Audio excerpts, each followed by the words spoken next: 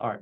So down here at the bottom, you can either plus a worksheet, add a new worksheet, add a new dashboard, or add a new story. To put it all the worksheets together in a dashboard, all you have to do is click New Dashboard. And when you get there, first thing I normally do is set my size. So set it however you want it to be. But if you want it to be a specific size, you have to say fixed size and set your width and your height, whatever you want it to show. Then you can bring over multiple sheets into the dashboard, but first you have to create a container for them to go into. And that's usually either something that horizontally stacks them or vertically stacks them. So if we want to do a horizontal stacking side by side, we just click and drag horizontal into that area. And then we can take sheet 1 and just drag it in. And then sheet 2. Don't even know what sheet 2 looks like anymore. I haven't seen it forever. There it is. And then we can drag sheet 2 into this as well. Now we've got, again, you'll want to make sure everything fits so you can expand it out. You can also keep or remove the filters that you have, just to kind of create space. But if you want to keep your filters, you also probably need to have a horizontal object at the top is where I normally put my filters. And so I can drag that up and then have our city filter, our indicator filter. I'll take out the indicator set. City's already there, indicator's already there. And so now we've got 2 different worksheets in the same dashboard. I'll call this line chart just because I'm trying to be descriptive for y'all. I would not recommend putting bar chart and line chart as your titles. Let's just make that point clear. Remember, use these if you use titles or headlines or title or titles of the entire dashboard. Make sure they're descriptive. They're not self-explanatory. So don't say, big city health data as your title. Say Chicago has the highest rate of cancer mortality of the largest cities in the US, right? Or something like that, per 100,000, whatever it may be. Yeah, per 100,000. Makes sense? Awesome. Anybody else have any questions?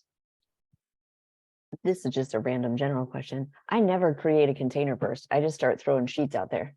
Yeah. Why do you do such a thing? Why what? Well, because that's just how I started playing and learning in Tableau. And it always just creates a container for me. I didn't know. Like, is that really how you have to do it? Does it? Does it? I don't know. It just starts tiling things and then does it not? Are they just container less? And if so, why do I want it to be a container versus just being non-containered? So now you're good, Kara. Good questions. I just want everybody to see this. So here's Kara's dashboard. It's hideous, right? Oh, no, I'm joking. This is what it is. So if you want the bar chart and the line chart to be the same size, how do you do that, Kara? Right now it's very fiddly and I go near, and eyeball it till they're equal. Is that equal?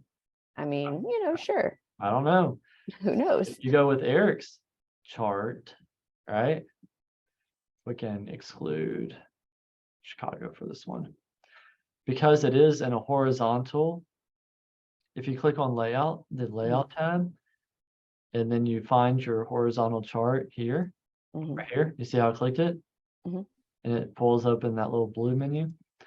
Now you can distribute contents evenly. Excellent, thank you. It's a one way to keep it. So again, like if I did that on accident, right? I could come back to the horizontal sheet or whatever it's called, horizontal item, distribute contents evenly.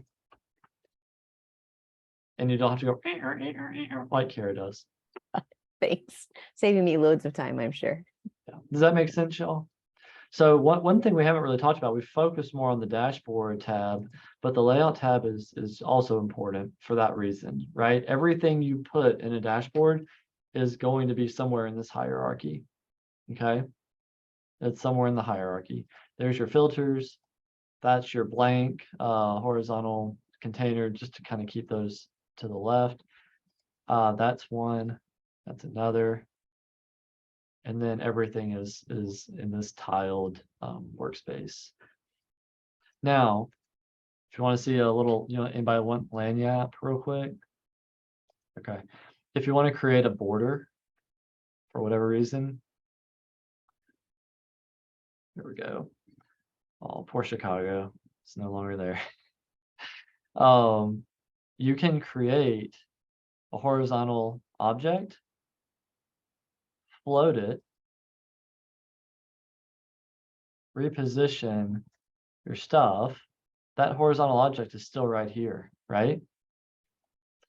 Go over to layout and you see how it's by itself because it's floating. There's nothing inside it. And set the position to like 2 and drag it up to right underneath your filters and make the width, going back to dashboard, we know our width is 966. Make the width 962, for example, and watch it expand. You see that? And make the height like 2. Now it's very thin, right? We make it 1, 2.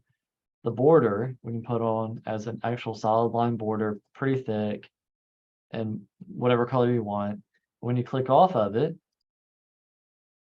now you've got a border. So it's still floating, right? So when you click the floating and then click on the little burger, you can drag it down to wherever you want it to be. Now you've got a little separation. My minds are not blown, I hope, but that's something that is helpful when you have lots of stuff to kind of create that separation. Make sense? Okay. Good deal.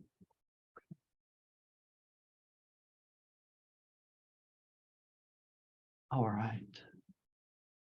Oh, what else? Okay, so what else? 10K, Dia. With the recording. Eh, I can pause.